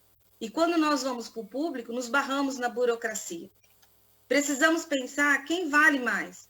Será mesmo que é a vida? Atualmente faço parte da estatística de ter um ente querido que se suicidou. E posso garantir para vocês, a dor é tremenda. Senhoras e senhores, aqueles que me escutam, o momento que nós estamos vivendo, vocês disseram aqui que nós estamos vivendo um momento muito difícil. O Covid veio para nos desestruturar. E quando nós estamos olhando em tudo isso, a pergunta que tem que ficar é como é que vai ser após tudo isso? Como é que nós vamos lidar com as pessoas que perderam seus entes queridos e mal passaram pelo velório? Pessoas que estão sendo contaminadas pelos vírus, o medo, a ansiedade. Pois é. Como é que nós vamos lidar com isso? Eu acho que deram uma sugestão aqui, né, que são os ambulatórios. Nós precisamos urgente. Nós precisamos correr contra o tempo. Os gestores, prefeitos, governador, nós precisamos correr contra o tempo, porque nós vamos ter um número muito maior, como o Marco Antônio disse aí, né, de suicídio após todo esse momento que nós estamos vivendo. Me angustia muito a fala de que muitos estão fazendo, porque os índices não baixam, e o que me amedronta é o que vem pela frente. Eu já passei por essa dor, e não desejo que ninguém passe. Pois bem, nossa intenção não é salvar a humanidade, que fique bem claro. Temos clareza disso. O que queremos é somar forças e pedir a todos um olhar sensível a essa causa, que se trata de saúde pública. E essa dor, essa luta não pode ser minha, só minha, tem que ser nossa. O que desejamos a princípio é que todos se envolvam com essa temática. Agradeço mais uma vez pela oportunidade, gostaria de que isso se tornasse permanente, esse debate, que todos nós aqui, inclusive eu, acho que se eu tivesse um pouco mais de conhecimento antes do suicídio do meu filho, ou de toda essa bagagem que eu tenho, não me penalizo por isso, fiquem tranquilos, né? Eu estou numa terapia que tem me ajudado bastante, mas eu acho que se eu tivesse o conhecimento que eu tenho hoje, talvez hoje eu estaria com meu filho aqui. E eu quero deixar para vocês uma fala do filme Uma Razão para Recomeçar. Há momentos esplendorosos em nossa jornada por esse mundo. Aqueles raros momentos de lucidez que tudo parece certo. Qualquer coisa é possível. E há também aqueles dias comuns, quando talvez não estejamos tão conscientes do que nos espera no futuro, mas ainda sabemos que está lá. Também há aqueles momentos estranhos, quando as coisas não encaixam e fazem sentido. Nós ficamos sentados e aguardamos por uma resposta que aparentemente não chega nunca. mas são todos esses momentos, bons e maus, que compõem a vida. E o mais importante a fazer com a vida é vivê-la. Então, decida viver. Obrigada.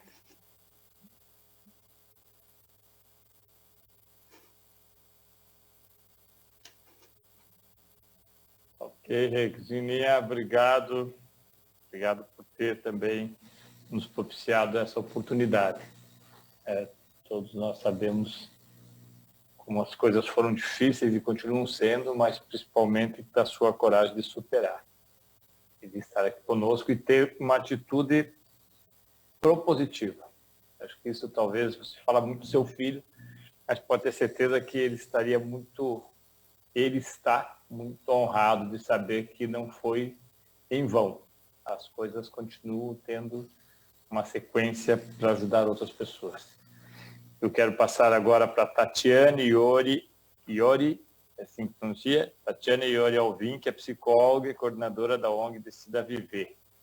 Aí nós vamos abrir e passar para as perguntas. Nós temos algumas perguntas aqui, passar para os nossos convidados. Ok? Vamos lá, Tatiane.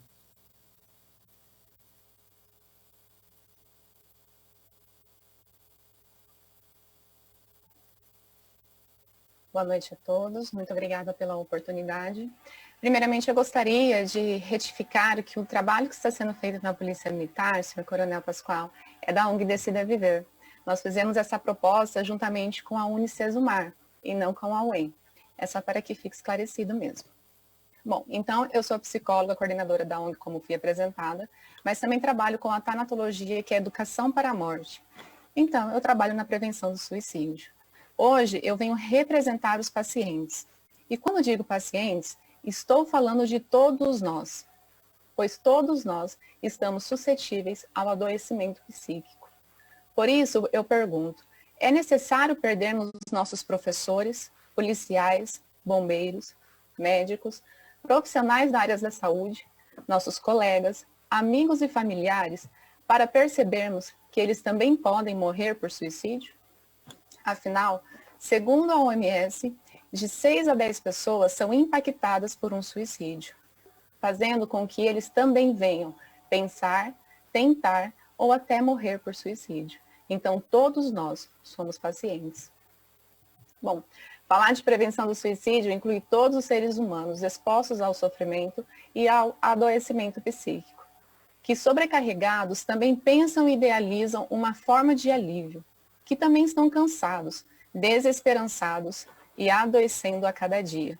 Por isso, todos nós somos pacientes. Preparei um discurso bem bonito, mas mediante o acontecimento de ontem, dia 24 de setembro, nas complicações de um internamento de um paciente da ONG por tentativa de suicídio, eu alterei o meu discurso. Nós, da área da psicologia, não temos acesso ao nosso paciente no hospital. Temos que ir como visitantes, mesmo se formos fazer um atendimento psicológico, mesmo se formos a pessoa de maior vínculo e confiança do paciente, mesmo se formos profissionais, não temos porta aberta. Uma paciente em depressão, desesperançado, desesperado e desamparado, não tem condições de responder por sua responsabilidade. É um ser adoecido, por isso é necessário um acompanhante. Mas o que acontece quando o paciente não tem nenhuma pessoa, nenhuma rede de apoio? Quem é que responde por essa vida? Acredite, é ele mesmo. É perguntado ao paciente se ele quer ficar internado. A escolha do paciente, de um ser adoecido. Não consigo compreender essa pergunta. É óbvio que ele não quer internar. Ele quer ficar morto. Eles estão desacreditados da vida e também do sistema público, que com atendimentos desumanos, vergonhosos, desdenham de dor tão escancarada e ao mesmo tempo velada dos nossos pacientes. Mas lembra, nós também somos pacientes.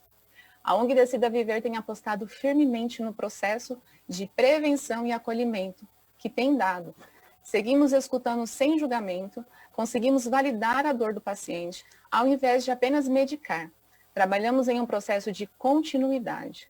Não é só medicação e internação. Estamos falando de habilidades socioemocionais, de treinamentos em situações de crise, como na PM, de cuidados fisiológicos como nutrição e atividade física, envolvimentos artísticos. Estamos falando de um time que passa a bola para todos os jogadores, a favor do gol que é a vida. Mas estamos fazendo isso sozinhos, não temos apoio do poder público. A verdadeira realidade é que cada local, cada instituição, corporação, setor público tem feito de uma forma. Todos com a bola no pé, atravessando o campo sozinho, cansados, sem estratégias, sem repasse, sem gol, sem saúde mental. Está nos faltando um técnico que coordene tudo isso? Assim como a ONG tem uma coordenação que prepara, fomenta, cria, co-cria, ajuda as parcerias, redes e trabalhos preventivos. Fico pensando na utopia de que, como seria se todos nós aqui presentes, todos nós, agíssemos em um protocolo unificado? Vamos dizer, um protocolo. Sermos uma rede de apoio para aqueles que não possuem uma rede de apoio. Mas isso não acontece. Existe algo muito lindo e estruturado na teoria, mas fadado ao suicídio na prática. Os dados nos comprovam isso. A vivência do atendimento comprova isso. Acompanhe uma pessoa em adoecimento psíquico. Não é preciso muitos fatos. Em pouquíssimo tempo, você perceberá o meu relato. Me compadeço da dor da Regina, presidente da ONG, pois, infelizmente, precisamos perder os nossos, para então despertarmos e entendermos que isso está suscetível a qualquer um aqui envolvido. Eu trabalho na prevenção do suicídio. Pode ser que você não venha morrer por suicídio, mas temo que seja um enlutado por isso. Por mais que eu não gostaria que isso acontecesse conosco. Por isso, precisamos de apoio do poder público. Afinal, todos nós somos pacientes. E assim como a doutora Raquel expôs, eu peço desculpa pelo desconforto. Muito obrigada.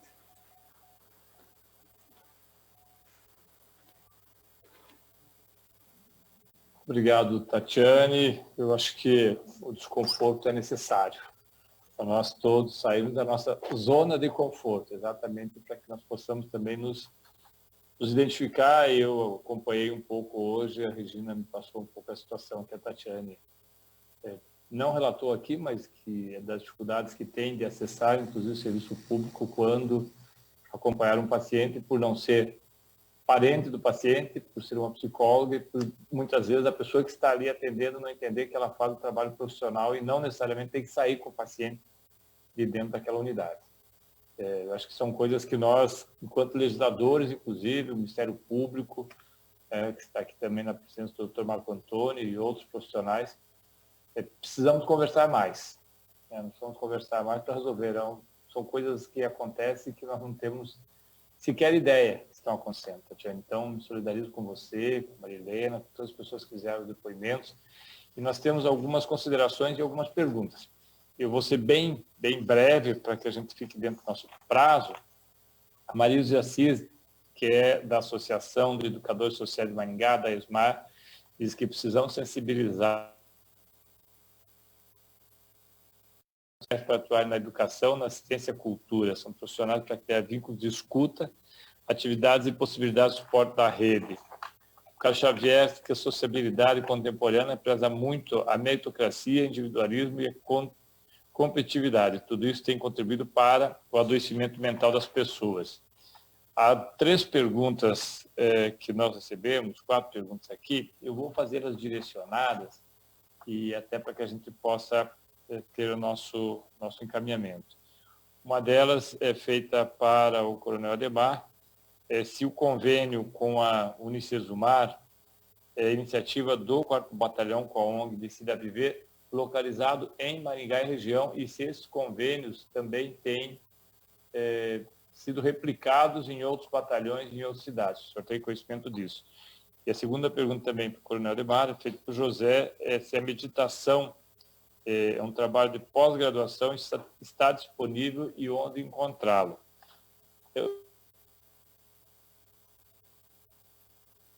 Podemos fazer. Para a Flávia, qual a faixa etária dos 19 mil alunos que participaram do curso oferecido pelo Estado e como acessá-lo, Flávia? E é uma pergunta para a Tatiana, feita pela Ellen, que é a assessora digital, é isso? Assessora digital. Como prestar apoio para uma pessoa que fala que tem intenção suicida? Como agir? Onde procurar ajuda? Então, começamos com o Coronel, depois passamos para a Flávia. e para a Tatiane. Ok? Vamos estabelecer 5 minutos para cada um dessas respostas. Acho que não é o ideal, mas é o que nós temos. Depois nós passamos para os nossos outros convidados à medida que forem chegando as perguntas.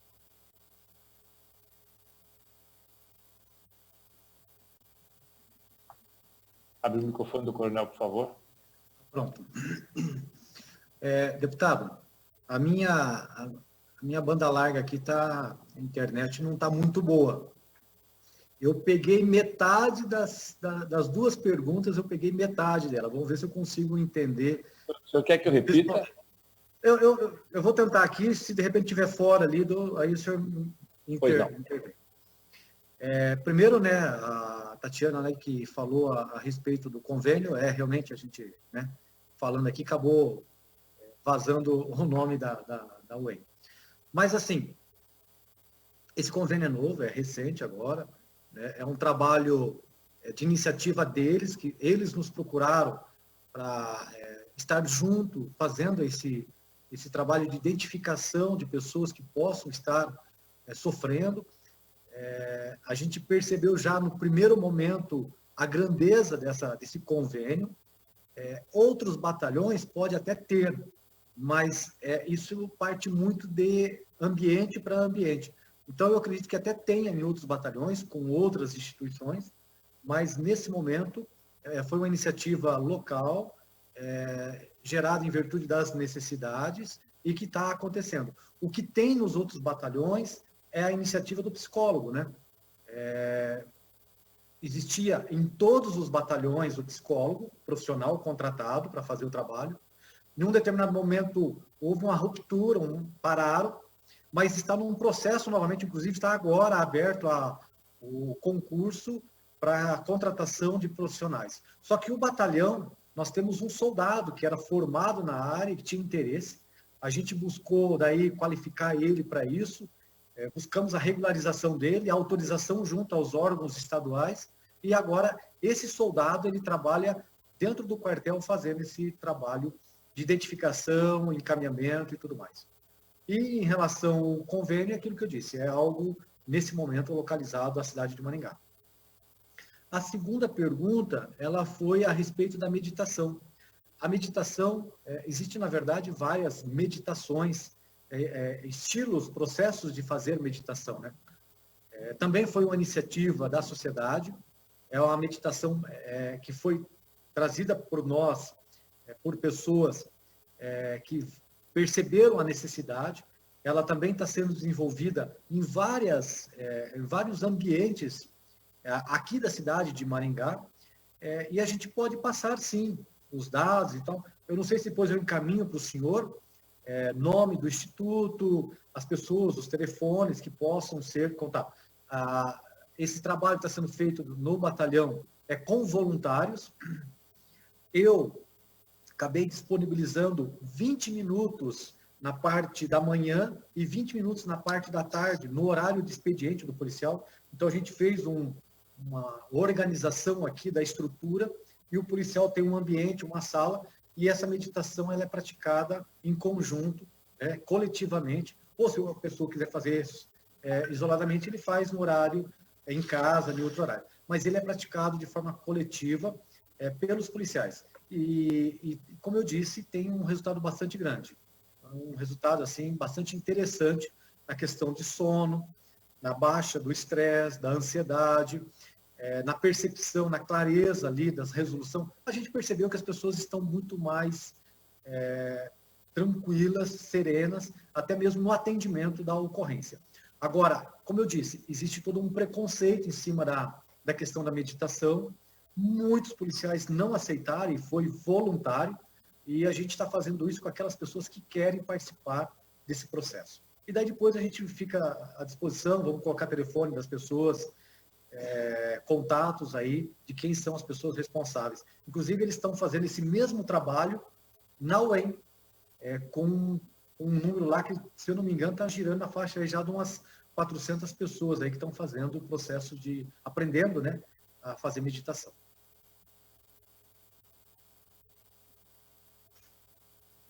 Flávia, a pergunta que foi feita para a Dione é qual a faixa etária dos 19 mil alunos que participam do curso que você falou, do curso oferecido pelo Estado, como acessá-lo e como se tomar mais conhecimento desse processo, quando ele está sendo feito.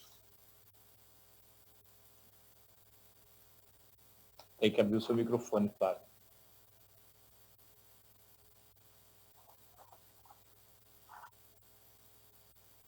Você tem que abrir o microfone da Flávia. Para a Flávia, perdão. Agora deu. Bom, então, primeiramente que esse curso, então, ele foi desenvolvido por nós da Divisão de Saúde Mental, né? Em parceria com a Escola de Saúde Pública, teve a colaboração de mais alguns profissionais, incluindo a Raquel que está aqui. Com relação à faixa etária dos alunos, então, na verdade, o público-alvo desse curso, então, só para ficar bem claro, né? São os profissionais da saúde e os profissionais da rede intersetorial, né, educação, assistência social.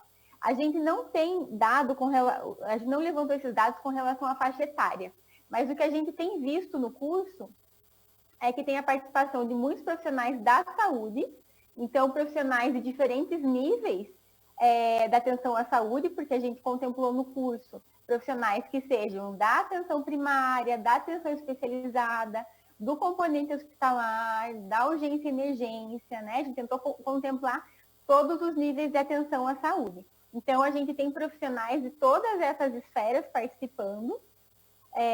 A gente também tem muitos profissionais da educação que participam e que falam sobre a experiência também, fazendo curso no fórum. E muitos desses professores, inclusive, né, que tiveram alguma vivência com relação ao comportamento suicida dentro da escola e que apresentam essa dificuldade de manejo e gostariam de conseguir saber como manejar, identificar e manejar essas situações. A gente também tem profissionais da assistência social.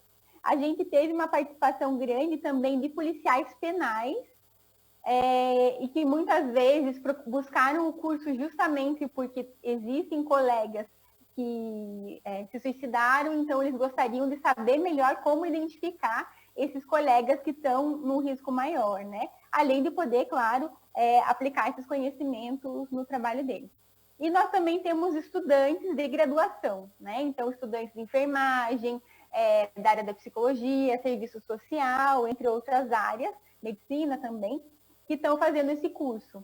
Então, ele está conseguindo atingir pessoas, profissionais de diferentes setores, né, como era o nosso objetivo mesmo, e também os estudantes, porque a gente também vê essa importância de garantir que esses estudantes de graduação também sejam capacitados. Porque a gente sabe que muitas vezes, durante as nossas graduações, nós não aprendemos como identificar comportamento suicida ou o manejo correto, né? Eu mesma, como psicóloga, posso dizer que na minha graduação eu praticamente não tive nada sobre isso. Então, esse também é um problema bem grande que a gente precisa pensar como resolver, né? Daí, sobre como encontrar esse curso, então, como eu disse, é todo à distância, são 65 horas de curso, ele é completamente gratuito, né? E ele está hospedado na plataforma do AvaSUS. Então, é só digitar, pode digitar no Google AvaSUS, depois eu passo o link certinho, mas é só digitar AvaSUS PR, que vocês vão encontrar o curso Prevenção do Suicídio, e aí vocês podem se inscrever a qualquer momento, e até incentivamos, né, que a divulgação seja feita de uma maneira bem ampla, para que a gente consiga cada vez mais favorecer que mais profissionais possam fazer esse curso. E só destacando, né, que a gente montou esse curso EAD pensando nessa rotatividade grande de profissionais que a gente tem no Paraná, e no serviço público como um todo, mas isso não elimina o fato da gente precisar sempre renovar essa capacitação para os profissionais, além da gente garantir que eles sejam sensibilizados. E como muitas pessoas já falaram aqui hoje, a gente ainda tem um grande problema com relação à sensibilização desses profissionais.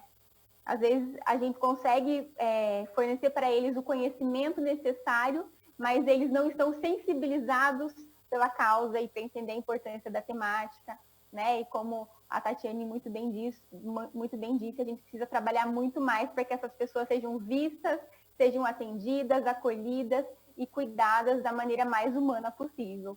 Então, isso é algo também que a gente precisa levar em consideração. Obrigada. Obrigado, Flávia. A última pergunta que nós temos é feita pela Ellen, Excelência Assessoria Digital. Ela fez uma pergunta sobre como prestar apoio para uma pessoa que fala que tem ideação suicida, como agir, onde procurar ajuda. Tatiane, por favor.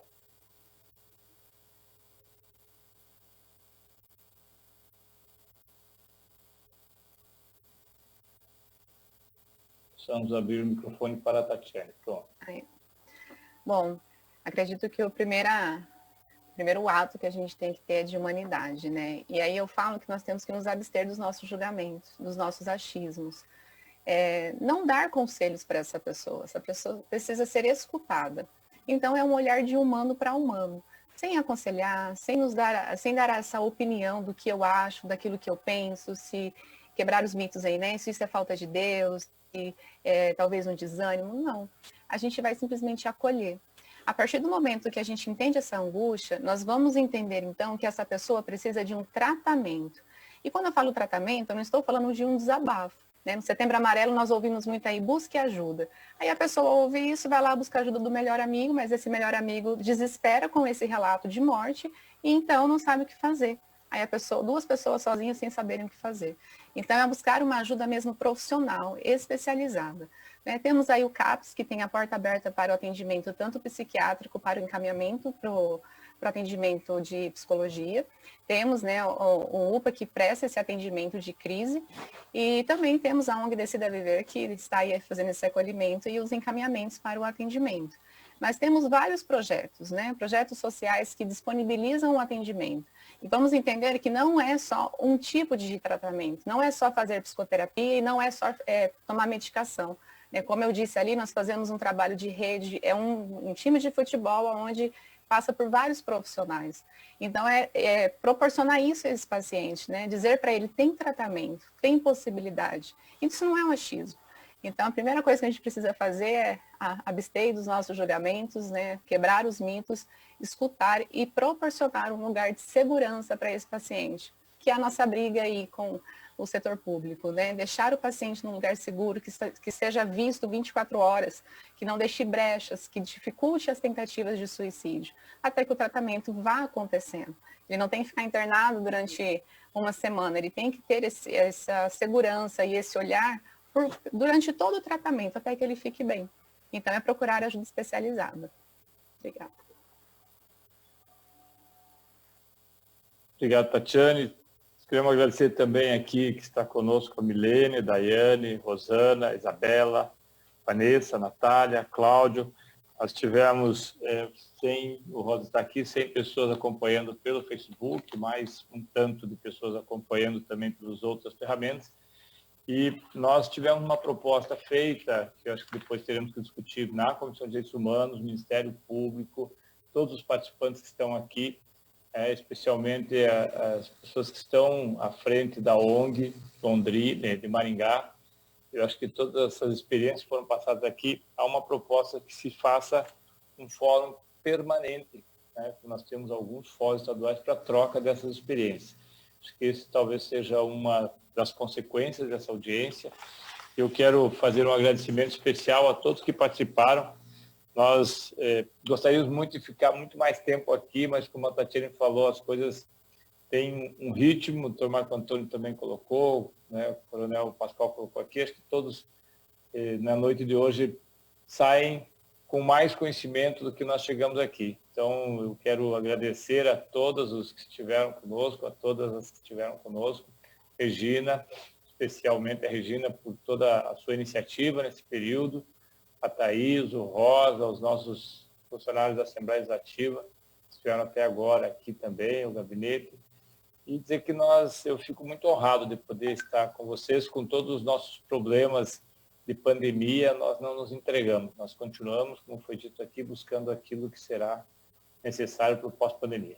Uma boa noite a todas, a todos, e espero que nós possamos nos encontrar muito em breve, para voltarmos a fazer debates sobre esse tema que muitas vezes é espinhoso, preconceituoso, mas extremamente necessário. Eu acho que a Tatiane foi correta quando coloca, nós não queremos dar conselhos. As pessoas às vezes só querem que alguém ouça e saber que elas não estão sozinhas. É só isso. Nada mais do que saber que não estão sós.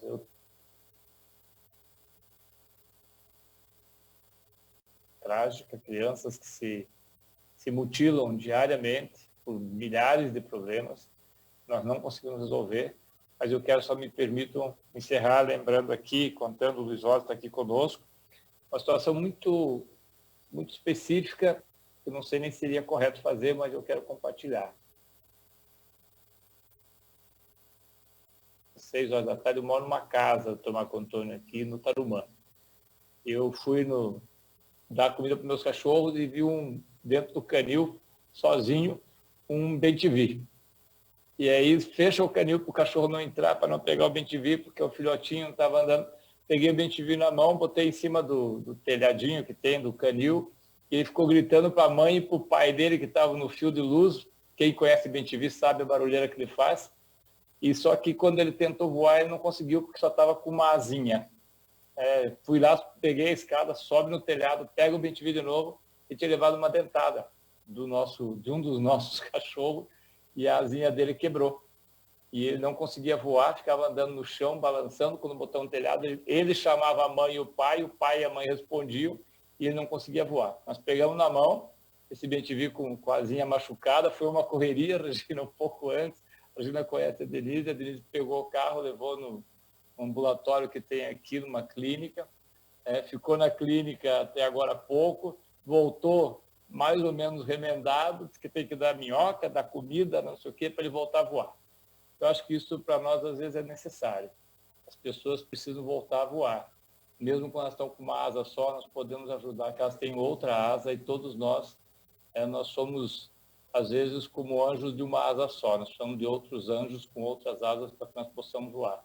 E vocês todos e todas tenham certeza que vocês são anjos de uma ou de duas asas que ajudam as pessoas a voarem. Eu fiquei muito feliz de ver esse bem-te-vi poder voltar a voar daqui.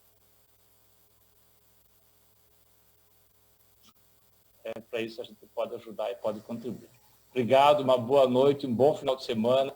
Parabéns pela luta, parabéns pela dedicação.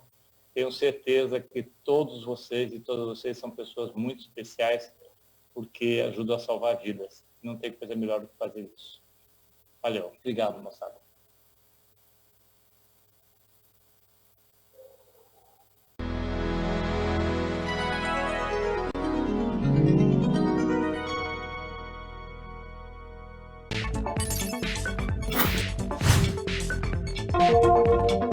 Está na hora de mais um Parlamentês e o assunto é Bloco Parlamentar Temático, que é a agremiação de deputados que trata de assuntos